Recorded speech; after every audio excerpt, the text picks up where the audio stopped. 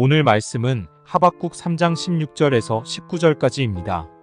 내가 들었으므로 내 창자가 흔들렸고 그 목소리로 말미암아 내 입술이 떨렸도다. 무리가 우리를 치러 올라오는 환난 날을 내가 기다림으로 썩이는 것이 내 뼈에 들어왔으며 내 몸은 내 처소에서 떨리는도다. 비록 무화과 나무가 무성하지 못하며 포도나무에 열매가 없으며 감람나무에 소출이 없으며 밭에 먹을 것이 없으며 우리의 양이 없으며 외양간에 소가 없을지라도 나는 여호와로 말미암아 즐거워하며 나의 구원의 하나님으로 말미암아 기뻐하리로다. 주 여호와는 나의 힘이시라. 나의 발을 사슴과 같게 하사 나를 나의 높은 곳으로 다니게 하시리로다. 아멘. 본문의 배경은 참 절망적인 상황입니다.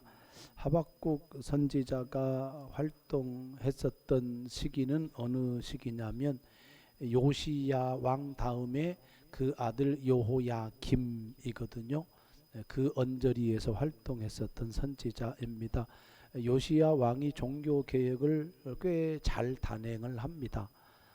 그런데 무기또 전투에서 갑자기 죽고 말아요. 그래서 갑자기 여호야김이 이제 왕이 되어지는데 여호야김 왕이 정치를 잘 하지 못합니다. 나라를 잘 다스리지 못해요.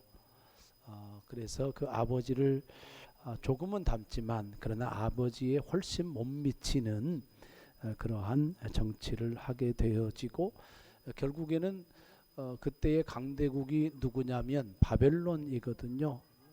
바벨론에게 어떤 침공을 당하게 되어지는 빌미를 제공하게 되어지는 그래서 외부적으로도 힘들고 내부적으로도 힘들고 이제 그런 상황이 되어집니다. 우상 숭배는 끊임없이 그렇게 우리가 유다 말기에 대해서 잘 알지만 우상 숭배가 있고 그리고 도덕적으로 타락하고 불의하고 또 고위 관료들은 부패하고 이런 사회 이런 나라가 되어지는 거죠. 그래서 당시에 하나님께서 유다를 심판하겠다.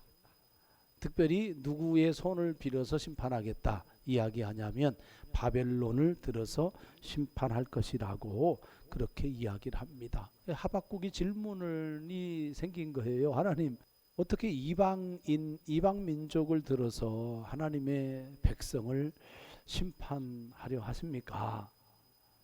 우리보다도 더 악한 바벨론을 들어서 어떻게 유다를 심판합니까? 이런 질문을 하게 되어져요. 그래서 하나님은 정한 때가 있고 그리고 바벨론도 또 심판할 거야. 그렇게 대답을 해요. 그러면서 하나님께서 하시는 말씀이 뭐냐면 그런 도덕적인 타락이 있고 부패가 있고 외세에 의해서 심판을 당할 그런 위기에 놓여 있는 상태에서 하나님께서 그 상태에서 어떻게 살아야 되는가 라고 하는 것을 한마디로 말씀해 주시는 것이 뭐냐면 오직 의인은 믿음으로 말미암아 살리라 이 말씀이에요. 이것이 신약 성경의 말씀이 아니고 하박국 2장에 나오는 말씀입니다. 우리가 너무나도 잘 아는 말씀인 거죠. 그러니까 어려울 때 절망적인 상황일 때 곤비할 때 처절하고 비참한 삶의 환경에서 살아 있을 때 그때에 어떻게 살아야지? 라는 질문 그에 대한 하나님의 대답은 뭐였냐면 의인은 무엇으로 말미암아 산다? 믿음으로 말미암아 살아야 된다 라고 하는 것이 하나님의 말씀입니다. 오늘 16절의 말씀을 보면 유다의 현실을 고스란히 그렇게 말씀하고 있어요. 자, 16절 보면 내가 들었다. 내 창자가 흔들렸고 왜 흔들렸을까요? 그 뒷부분에 나오지만 무리가 우리를 치러 올라오는 환난 날을 내가 기다림으로 그러니까 하나님으로부터 하박국 선지자는 바벨론에 의해서 유다가 멸망할 것이라고 하는 것을 이미 뭐 들은 거죠. 그러니까 이방 민족을 통해서 내 나라가 멸망당할 것이다라고 하는 소리를 들었기 때문에 뭐가 흔들려요? 창자가 흔들렸다. 그렇게 이야기를 하고 글로 말미암아 내 입술이 떨렸다. 어떤 표현이에요? 창자가 흔들렸다. 두렵고 뭐 그런 거잖아요. 두려움. 몸이 떨리는 상황, 입술이 떨리는 상황 역시 뭐예요? 두려운 상황을 이야기를 하고 있는 거고, 뒷부분에 보게 되어지면 환난 날을 내가 기다림으로 썩이는 것이 내 뼈에 들어왔으며 이렇게 이야기합니다. 이건 뭐냐면 뼈가 썩어 들어가는 고통을, 그죠? 그것을 말씀을 하고 있는 그런 표현이 내 뼈에 썩이는 것이 들어왔다. 이렇게 표현을 하고 내 몸은 내 처소에서 떨린다. 두려움 속에서, 불안 속에서 고통을 당하는 그 절망적인 상황을 표현해 주고 있는 말씀이 16절의 말씀입니다. 이런 상황에서 무엇으로 살아야 된다? 믿음으로 살아야 한다. 어려움이 있어도, 고난이 있어도, 아픔이 있어도, 혹 절망적인 상황에 처해 있어도 믿음으로 살아야 한다. 이것이 오늘 우리에게 주시는 하나님의 말씀입니다. 그렇다면 믿음으로 사는 삶은 어떤 삶인가? 본문을 통하여서 세 가지로 말씀을 드릴 텐데요. 특별히 추석 명절 연휴에 가족들과 만나면서 이 세 가지의 말씀을 좀 함께 나누고 그렇게 축복을 했으면 참 좋겠다. 그런 믿음의 가정이 되었으면 좋겠다. 그런 마음으로 이 말씀을 드립니다. 첫 번째, 따라서 한번 하겠습니다. 감사의 말을 하자. 그러니까 믿음으로 산다는 이야기는 감사로 사는 것, 저는 그렇게 이해를 합니다. 어떤 상황 속에서도 감사할 수 있다라고 하는 것은 그만한 어떤 영성이 있다, 이렇게 평가를 해도 될 것입니다. 우리가 다니엘과 그 세 친구를 보게 되어지면 어떤 때는 뭐 사자굴에 던져지기도 하고 불 가운데 던져지기도 하지만 그런 상황 속에서 원망하고 불평하지 않고 그런 속에서 기도하고, 그렇죠? 그런 속에서 평온함을 유지했었던 그런 모습들을 보게 되어져요. 감사가 없으면 그렇게 되어지질 않는 거죠. 사도 바울 같은 경우에도 옥에 수없이 갇히잖아요. 궁핍에 처하게 되고 추위에 떨게 되고 태장으로 맞기도 하고, 그러죠. 수없이 죽음의 위기를 건널 때에도 내 은혜가 내게 족하다. 그렇게 하면서 그 감사함을, 기쁨을 놓치지 않는 그 신앙을 보게 되어집니다. 그러니까 믿음으로 산다라고 하는 것은 감사로 산다. 그렇게 해도 틀린 말이 아니다라고 하는 말씀입니다. 그래서 감사의 말을 하자라고 하는 겁니다. 제가 최근에 감사를 실천하려고 마음을 먹고 또 그렇게 기도하고 또 노력하고 있습니다. 한 달 가까이 된 것 같아요. 그렇게 한번 살아봐야지. 매주마다 매일 어떤 것이든 일상에서 감사를 고백을 하고 그 감사한 것을 예물로 한번 표현을 해보자. 그렇게 해서 실천을 한번 해보자. 그런 마음을 갖고 그렇게 기도하면서 노력을 하고 있습니다. 예를 들어서 무더운 여름날에 쉼의 시간을 가졌어요. 그래서 쉼의 시간을 가질 수 있는 것이 얼마나 감사해요. 감사해야지. 그렇죠? 그런 거. 어떤 상황, 어떤 현실 속에서도 감사라고 하는 것을, 감사라고 하는 말을 꺼낼 수 있다고 한다면 그것은 믿음으로 사는 삶의 모범이 되어질 것이다. 이런 생각을 하게 되어집니다. 17절 말씀 한번 보십시다. 없다고 해요. 무화과 나무가 무성하지 못하며 포도나무에 뭐가 없으며 열매가 없으며 감람나무에 뭐가 없으며 소출이 없으며 밭에 뭐가 없으며 먹을 것이 없으며 우리에 뭐가 없으며 양이 없으며 외양간에 뭐가 없으며 소가 없어요. 없어요. 무 없는 상태. 힘들거든요. 없는 상태를 살아갈 수가 있어요.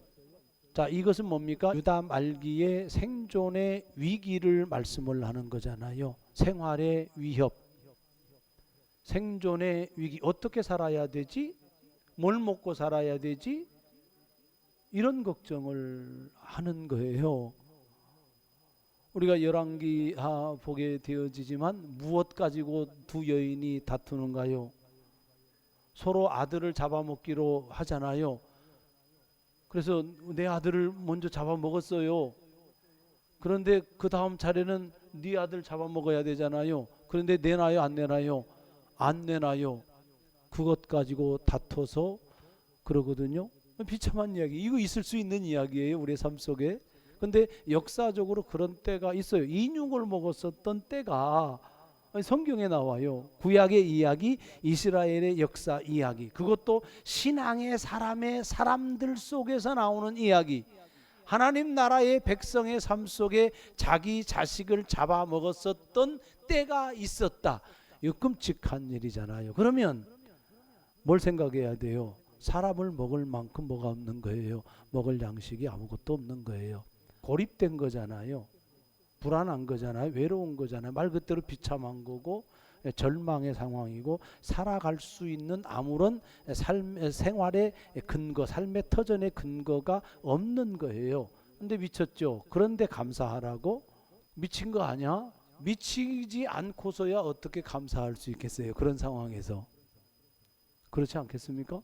인간적으로는 이해가 안 되고요. 세상의 관점으로는 이해가 안 되는 거예요. 없을 때의 감사 신앙을 갖고 살아가는 게 세상적인 관점에서는 이건 이해가 안 되는 겁니다. 그럼에도 불구하고 감사하라고 이야기를 해요. 감사신앙의 대표적인 말씀이 우리가 데살로니가전서 5장 18절 말씀이잖아요. 거기에 보게 되면 뭐라고 사도 바울이 말씀을 합니까? 범사에 뭐하라고 그래요? 감사하라고 이야기를 하면서 이는 그리스도 예수 안에서 너희를 향하신 누구의 뜻이다? 하나님의 뜻이다. 이렇게 이야기해요. 범사는 뭐예요?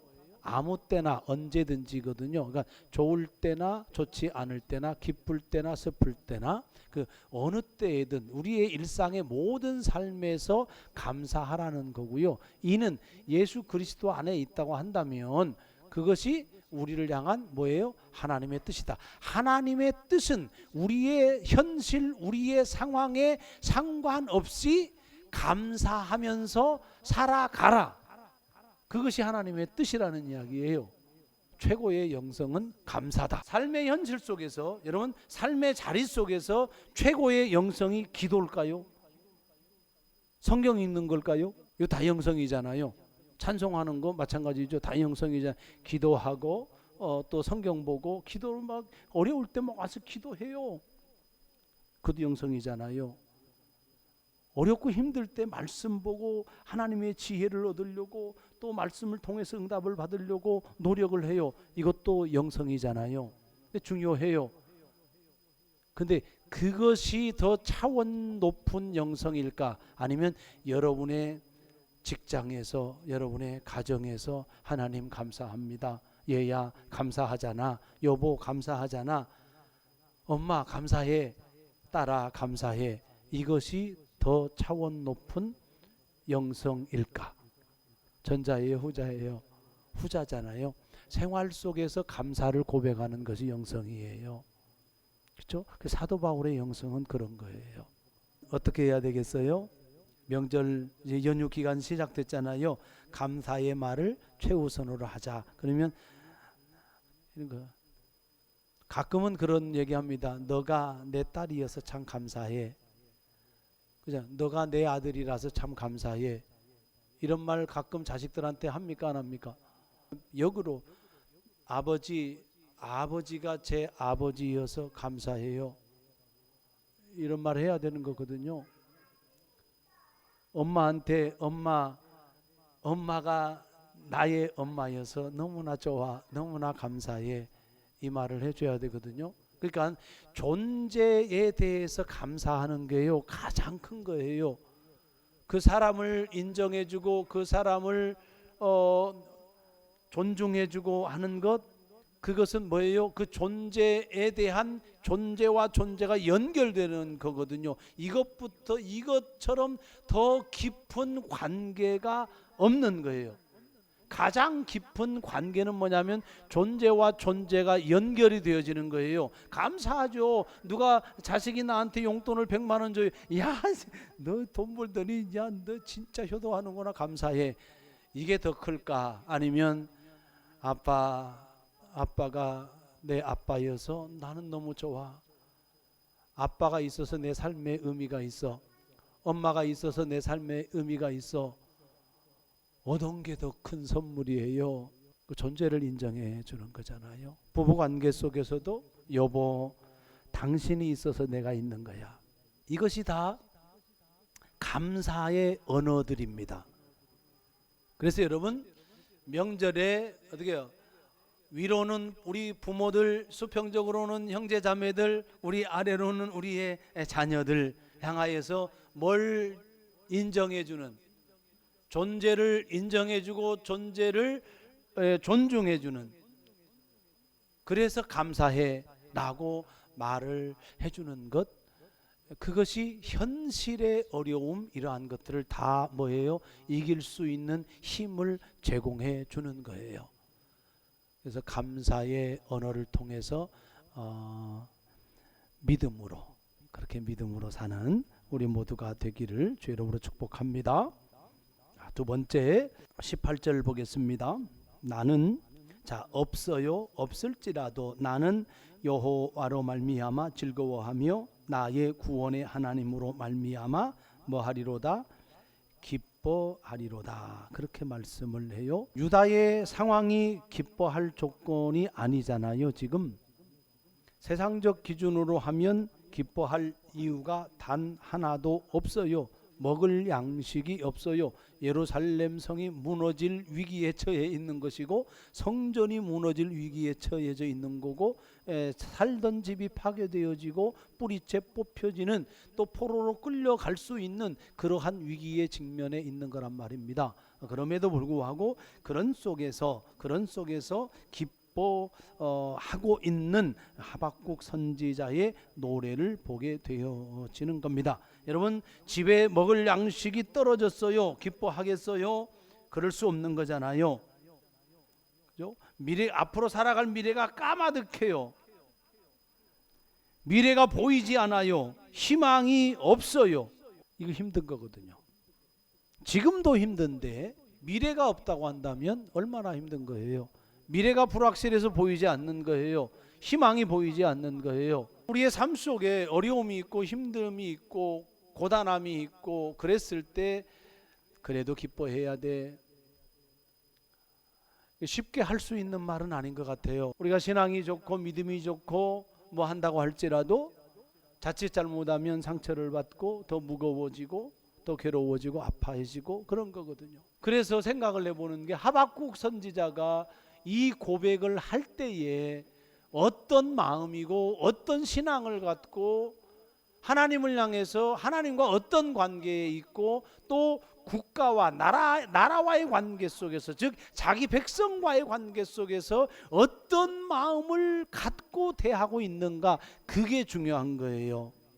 하나님과의 관계가 어떤 관계인가가 중요한 거고, 선지자로서 백성과의 관계가 어떤 관계인가가 중요한 거잖아요. 예컨대 제가 여러분들이 힘들 때에 그래도 감사하면서 함께 기도합시다. 그죠? 목사와 성도 간에 깊은 관계가 있다고 한다면 그렇게 권면할 수 있는 거잖아요. 제가 여러분들 향해 힘들다, 알아요, 힘들어요. 그래도 우리가 믿음으로 감사하면서 하나님 의지하고 하나님께 한번 기도해 보게요. 그렇게 합시다. 이런 거잖아요. 없어도 힘들어도 아파도 그래도 우리가 여호와 하나님으로 말미암아 그 하나님을 즐거워하면서 기뻐하면서 그렇게 우리 기도해 보게.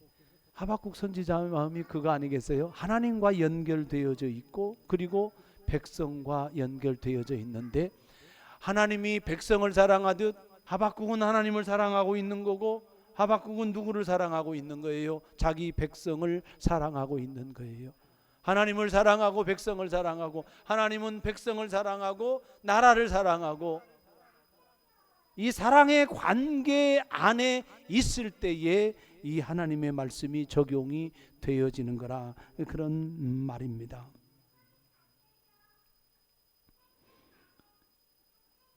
그래서 하나님은 이런 현실을 어떻게 이기며 살아야 하는가라고 했을 때 기쁨으로 살라, 기쁨으로 이기면서 살아라, 그런 말씀이 되는 거잖아요. 그래서 왜 그러냐? 우리가 믿는 하나님이 어떤 하나님이기 때문에 그래요? 구원의 하나님이기 때문에 그런 거잖아요. 구원의 하나님이기 때문에 어려움이 있어도, 고난이 닥쳐도, 비록 없을지라도, 비록 아플지라도 기뻐하며 살아가라, 그렇게 말씀하는 겁니다. 믿음의 사람에 있어서 기쁨의 조건이 있구나. 그 기쁨의 조건은 하나님이구나. 하나님이 나를 사랑하며 그 하나님이 구원의 하나님이기에 나는 기뻐하며 살아갈 수 있구나. 이것이 믿음의 사람이다라고 하는 말씀이 되어지는 겁니다. 사랑하는 여러분, 우리가 헤쳐나가야 될 우리의 삶의 현실이 있어요. 기억해야 될 것은 하나님이 여러분들을 사랑하신다는 것, 그리고 여러분이 하나님을 사랑한다고 한다면, 그리고 여러분 안에 하나님의 그 구원의 힘이 느껴지고 고백되어진다면 뭐하라고? 기뻐하라고 그렇게 말씀을 하시고, 사도 바울도 그렇게 말씀하잖아요. 항상 기뻐하라. 사도 바울이 빌립보 교인들에게 편지를 하면서 내가 주 안에서 기뻐한다, 그렇게 말씀을 합니다. 내가 복음 때문에 옥에 갇혀 있지만, 옥에 갇혀 있는 현실 속에서도 내가 복음으로 말미암아, 주 안에 있는 너희들로 말미암아 내가 기뻐한다. 복음 때문에 기뻐한대요. 그것이 사도 바울의 신앙입니다. 사도 바울 안에 복음이 있고, 사도 바울 안에 예수 그리스도가 있고, 사도 바울 안에 그가 사랑하는 교회, 그가 사랑하는 성도들, 그들이 있기 때문에 기뻐하며 그렇게 살아감을 고백하고 있는 겁니다. 여러분, 이 명절 기간에 이런 기쁨의 고백이 있고 또 서로 기쁨을 나누면서 살아갈 수 있기를 주의 이름으로 축복합니다. 마지막입니다. 19절 말씀. 주 여호와는 나의 힘이시라 나의 발을 사슴과 같게 하사 나를 나의 높은 곳으로 다니게 하시리로다. 아멘. 이건 현재의 일입니까? 미래의 일입니까? 미래잖아요. 아직 오지 않는 상황이단 말이에요. 그죠? 발을 사슴과 같게 하사 나를 나의 높은 곳으로 다니게 하시리로다. 이 말씀 뭐예요? 사슴의 발에 힘이 없으면 높은 곳으로 갈 수 있어요, 없어요? 없잖아요. 그러니까 이미, 그러면 높은 곳으로 간다는 의미는 뭐냐면 사슴이 건강하다는 뜻이고, 사슴의 발에 뭐요? 근육질발이라는 뜻이고, 그죠? 힘이 있어서, 그죠? 아주 그냥 쌩쌩하게 그렇게 날렵하게 높은 곳으로 올라다닌다. 이제 그런 상황을 이야기한 거죠. 아주 강하고 빠르게. 그러니까 어려운 상황을 극복할 것이라고 하는 희망의 메시지가 되어지는 거죠.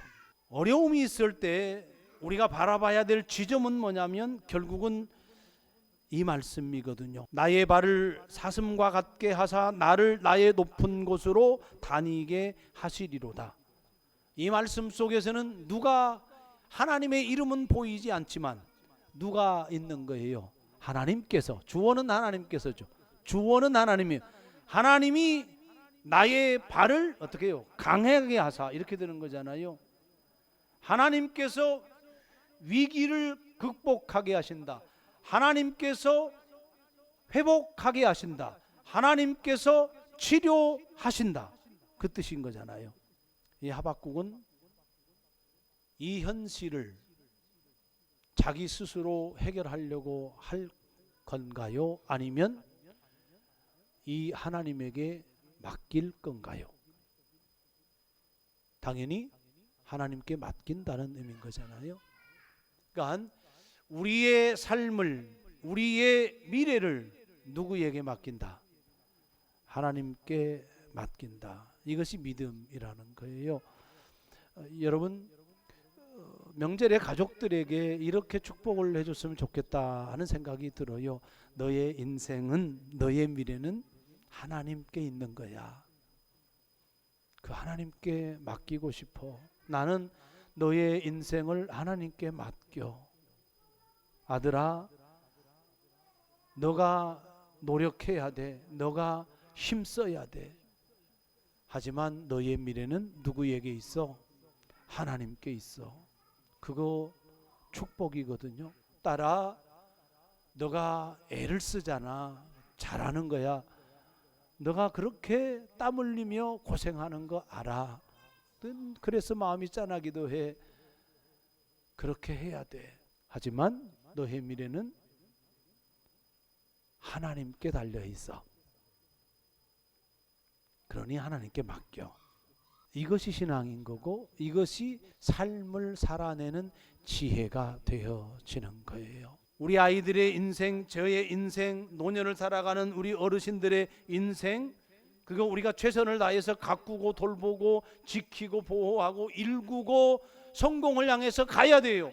그럼에도 불구하고 한 가지 기억해야 될 것은 뭐냐면 그 인생이 하나님께 달려 있다라고 하는 그런 말씀인 거예요.